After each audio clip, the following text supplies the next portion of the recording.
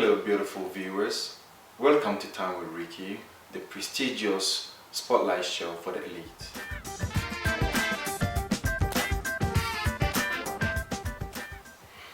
I have with me today one of London's favorite female fashion designers, the amazing Mary Martin.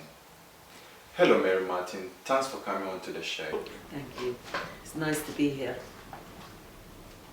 Hello Mary, so just want to go through, I know you've been busy lately, the fashion show and stuff like that, and I thought we just bring you on board and ask you a few questions about, your brand. You're a fashion designer, and you've been really busy. You're out there, you're everywhere. Yeah. Can you tell us a bit about your industry? My industry is Yeah. a fashion industry, Right. but I've just done 5 shows in the last 5 weeks. Right. Beginning from the end of September, I did the African Fashion Week, which was in the Olympia, and that was an amazing show. All the African designers came from all over Africa, and that show was very, very successful with Ronke and Anne-Marie. And then the week after that, I did the Mary Martin London Fashion Week, which was in Kensington Hotel, which went very well. And I combined the music and the fashion, which I brought Denise Pearson from 5 Star to come and perform on the show, because I had done a dress called Purple Rain. It was a tribute to Prince, and Denise put the dress on and she actually sang Purple Rain in the dress. And the following week after that, I did a charity show for Africa, for the raped children in Africa, which went very well again. And I showed 6 dresses there with a few other African designers, which was went very well. And then the following week after that, I actually did Trafalgar Square, the Mayor of London, and the Africa on the Square was, there was a fashion show in between there, and the people from the African Fashion Week, Anne-Marie and Ronke. That was last 2 weeks, isn't it? That was last weekend. They invited a few designers from the African Fashion Week to come down there to show a couple of outfits in the middle of the square. And I brought Denise again, and she sang the Purple Rain dress in the middle of Trafalgar Square, but this time she really had the crowd rocking, and they were just, when she got to the chorus, they started singing Purple Rain. And I'm getting so carried away with Denise. The dresses were absolutely amazing, and the little Farouk is a little Instagram star. He came running out. With the afro with the big hair, afro hair. He came running out and joined on our show, so it was a really successful show. And then the following Tuesday after that, I did my graduation show at the LCCA college. Right, it looks like you've been busy. I'm very busy, very busy. Right. So if you'd like to share some insight about your fashion. So where did you study your fashion? Well, I didn't study fashion. I was natural. I could do it naturally. I found that I could do it just natural. I just enjoyed creating and making things, and I found that I had this little creative thing inside me, and I just developed, because I started sewing every day for the last 3 years. No, a year I was sewing every day. And mastering my craft, and I knew I could have used patterns from the shops, but I didn't want to use the patterns because I didn't want to use the shapes which were the same as everybody else's shapes. I wanted to be creative, and I wanted to create something new. Right. So when you say you didn't go to any college or anything like to learn fashion, so was it like you just got the hang of it, you just learned it from home, or did any mom give you any idea? Well, my mother used to sew. And I used to sit at the machine and just watch her. So I don't know if the shapes of the clothes and the shapes were in my head from when I was young, but I found like when I got older I could just sew. And I did go to the LCCA college because I wanted to learn about the marketing in fashion, production in fashion, and marketing, production, and there was another one, marketing, production, and basically about fashion history. That's the only things I needed to know really. The fashion in the college, everybody was using blocks, which I wasn't happy with the blocks, because I don't like blocks.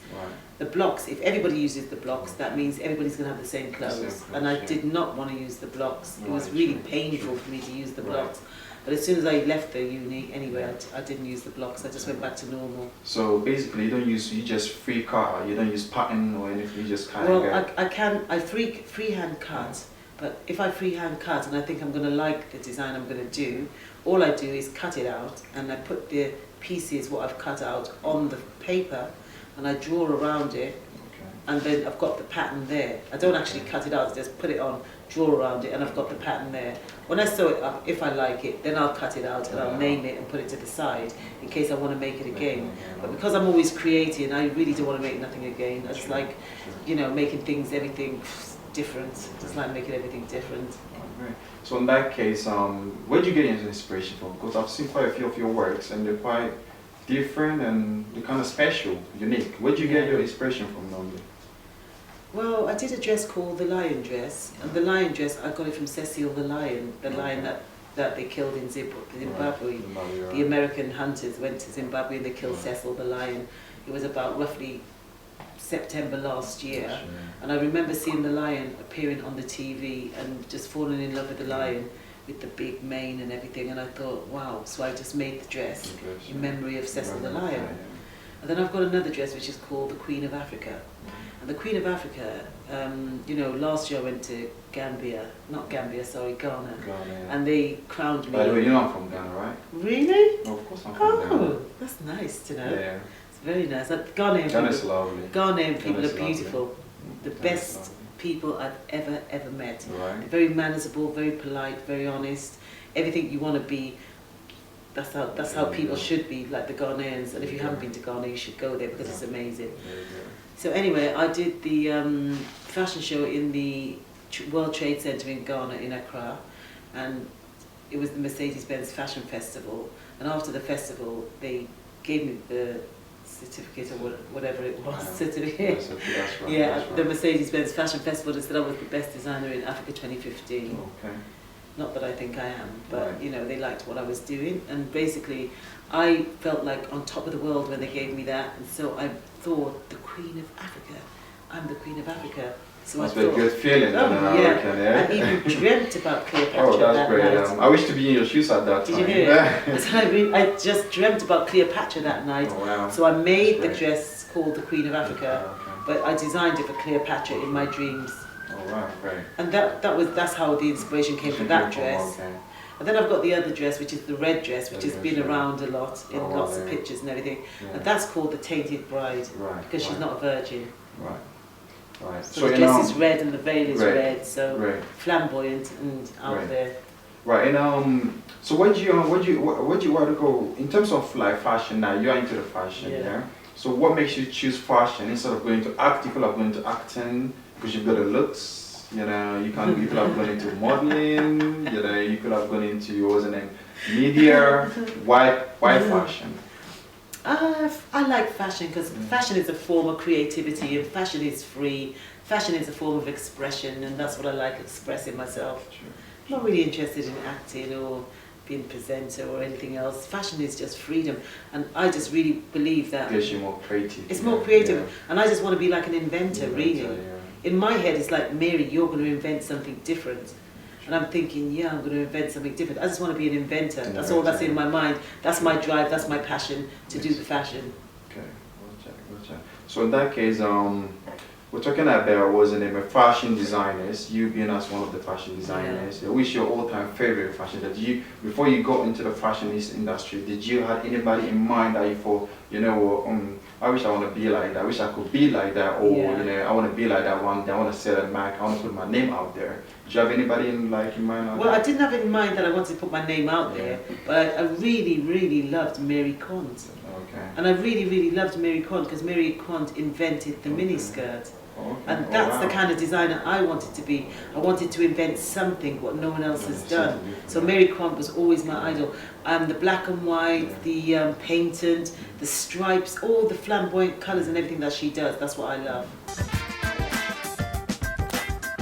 The industry that you kind of struggle to do with, like any problem-wise, you know, because there's like with the designers, other designers. Do you have Well- any conflicts with Oh other well, designers? I've worked with other designers before, and basically, if my clothes go on the catwalk and I get a big applause, they seem to think that it was a setup.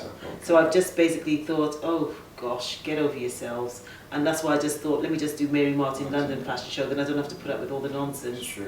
Sure. You know, if your clothes are good, people are going to clap. If they're not going to clap. You can't force people to like your clothes. And I do my clothes because that's what I feel it makes me release myself when I do my clothes. My clothes are very flamboyant, but that's me and that's what I like. Sure. So have you got any project right now at the moment? Have you got any current project that you're doing at the moment? The only project I'm doing right now is Project Bed. Okay, what's that about? Project Bed is me doing a lot of sleeping after the 5 weeks. Yeah, I know you've been busy actually. I know, right? Because Mary Martin is everywhere these days. Yeah. So what's a typical day for Mary Martin? Like, what's your typical day? Do you wake up in the morning, go to the high-rise building in the city? No, I wake up in the morning and I go straight to the swimming pool and I do a swimming and I do the sauna. Okay. Do the swimming, do the sauna, relax, release myself, and then I go home. And then I look around me and say, what am I going to do today?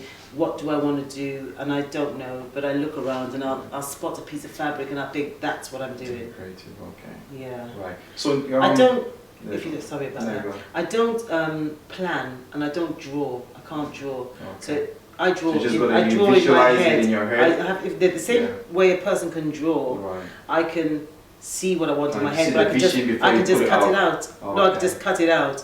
Same way you're going to draw a dress, the same way I'm going to think in my head, I'm just going to cut it out. So by the time he's finished his drawing, I most probably would have finished sewing up the dress. Wow. That's how it works. Wow. You're born to do this, I think so. It's just natural. Wow.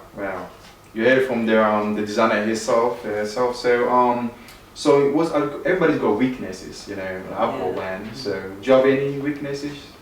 If I have, I'm not going to really say. Oh really? You tell me off camera, right?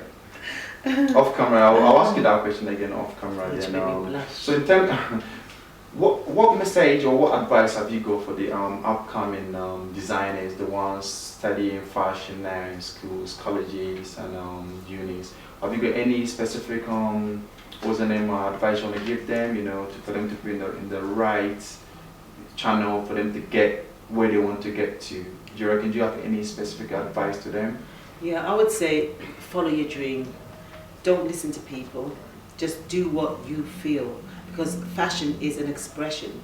If you start looking at the trends and copying the trends, that means you're not really being yourself or really releasing the creative being within. Sure. You have to look at, you have to look at what's within yourself. If you go and copy other trends, that means you're copying other people's designs. You're copying somebody because they said this is that, this is that. Yeah. Well, what I say, I'm a leader, not a follower. Right. And you need to have this leader, not a follower in your mind. Right. And if you're going to be a leader, you have to go out there and lead with the fashion.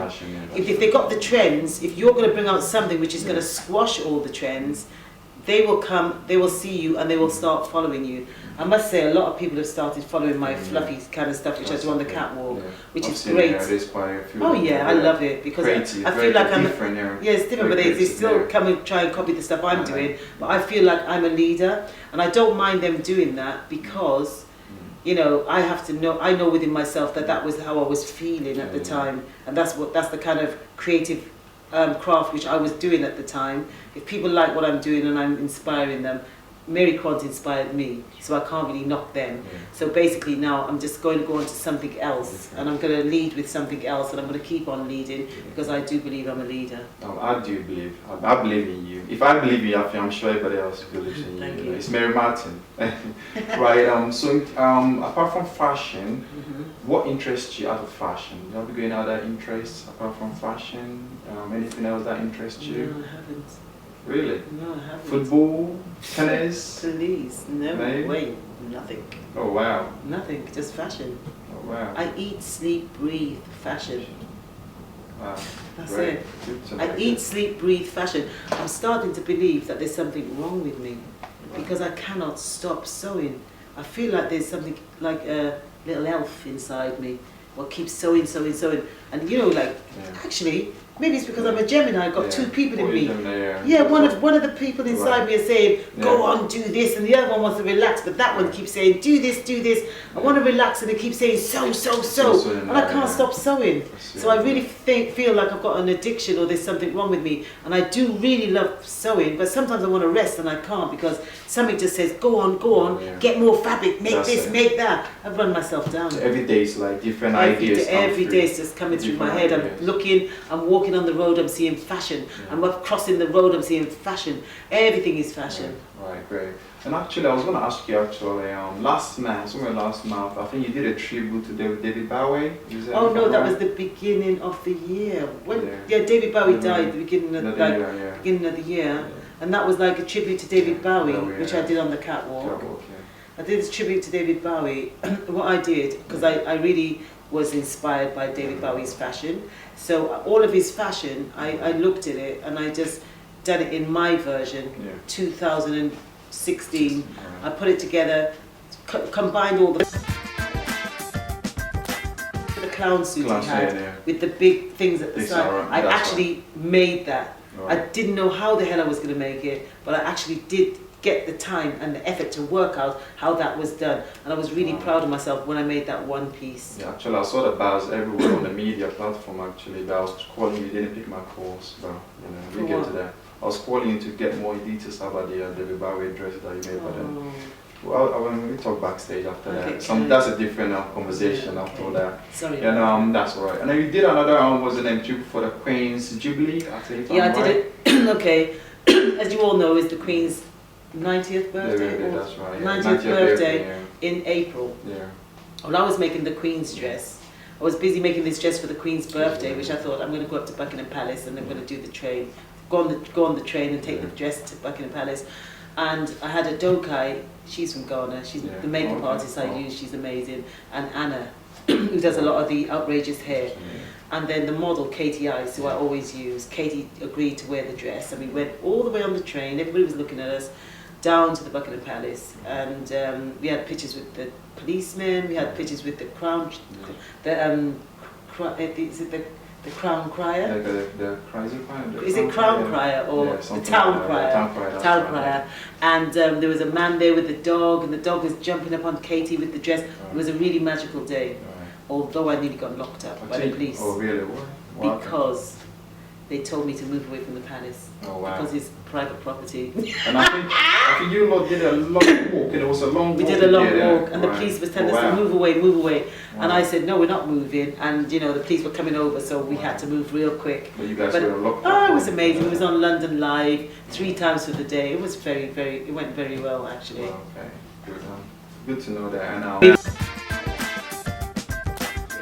really enjoyed it. Thanks for coming. I know you've got a busy schedule, but you still managed to come. You know, I know, it was amazing. I loved it. Thank you. And thank you for having me. And I'm going to have you back on there in a few months' time, because I know you're going to be busy now with the other projects that you're doing. I told you, my next project is bed rest. So I'll be resting and just trying to get myself together, because I actually did 5 shows in a row, and I'm worn out, Rick. Yeah, I came out. So worn out, Well, thanks a lot, Martin. Thanks for having you, and we'll see you in a couple of months' time, hopefully. Thank you. Right, guys, this is Mary Martin. You know, we just wrap up the show. Time with Ricky Waters, and looking forward to our next guests. Thank you. Thanks for watching.